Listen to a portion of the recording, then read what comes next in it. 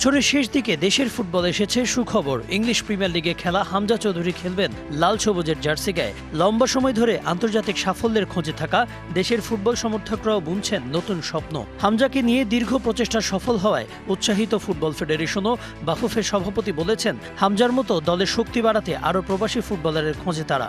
সেরকম skilful tactful প্লেয়ারদেরকে আমি বিশ্বাস করি যে হামজা চৌধুরী ইন্সপায়ার করবে বাংলাদেশের জার্সি পরে খেলার জন্য আর বাংলাদেশের পতাকা হাতে রাখার জন্য।